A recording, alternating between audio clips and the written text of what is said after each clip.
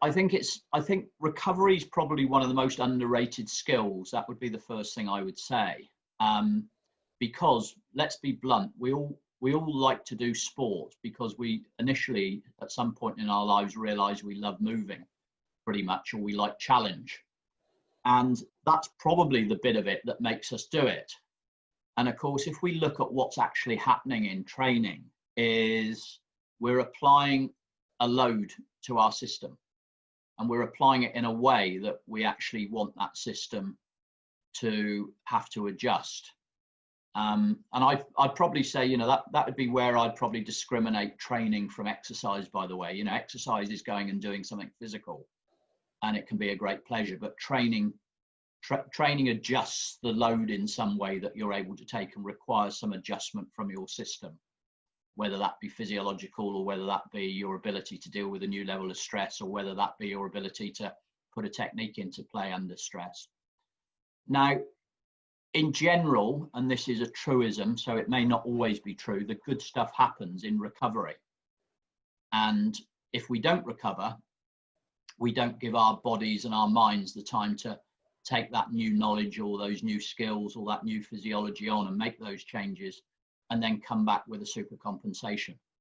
So many of the athletes I work with and are in situations where they're doing as much training as they can do. And most of us aren't lucky enough to be full-time as athletes. Whether that's lucky or not is a different question. But, you know, we usually have to work to earn our crust.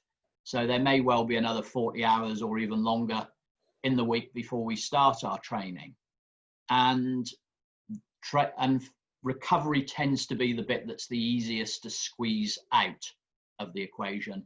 And what I'm saying, it's almost as critical a part of the equation as is the training itself.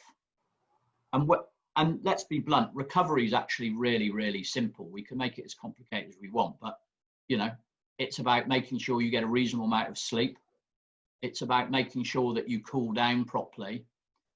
It's about making sure that you make sense of what's just happened. So probably keeping a log, and I don't just mean a data log, I mean the emotional stuff and how you cope with stuff and how you dealt with it and what strategies you brought in, because that's really important information. That if you keep that log over time, you build up lots and lots of information that is then of use to you when you need it, because you look at your history and you look at how you cope with situations. It's about probably rolling and stretching, absolutely about cooling down. It's about eating decent food, and it's about making sure you're hydrated again. So it's a pretty simple bunch of stuff. So it's quite amazing how often it doesn't get done properly, given how much commitment people put into the training side of stuff. I guess in some ways, the art of recovery is doing nothing, but the people we're talking to don't like doing nothing. They're very doing people, aren't they? And that's, right. So if they can do recovery, it's better than if they recover. That's a great point. So we've got a lot of people who are quite driven people who like to get into hard sport, you know, and by hard sport, I mean that really endurance sport, that challenging physical sport. And of course, that the importance there is that recognition of what you want to do isn't always the thing that is the best thing for you. And when we look at, so I think probably when we look at training, we should probably encompass recovery as part of training to give it that import.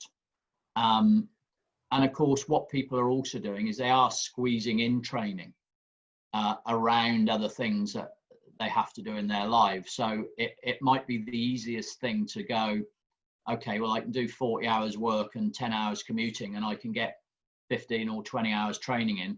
Where's my recovery? So you've actually got to be smarter to get that in. And I think that's why people wear, you know, heart rate variability watches and look at what happens in sleep, and we start to get some early indicators. But what I would say is, at the very simplest, just draw 5 lines or 6 lines and do a measure of mood state, fatigue, your perceived recovery, your sleep, your pain, and your stress, and just 0 to 10, put a note on each of those every day with perhaps a sentence of what's happened. And what we see is that, you know, and that's all subjective images of what we're seeing. So as I say again, it's mood, fatigue, recovery, sleep, pain, and stress. But you'll start to see the patterns that you're getting on how well you are recovering reflected there. And you'll also start to see that reflected around performance. And what we really want is to get that real understanding of how I train, how I recover, because of course this is all around for competitive athletes, how they become as good as they can when they need to be out in the field, and managing to get both of those sides of the equation working for you is really, really important when we get to the stuff around peaking in competition preparation.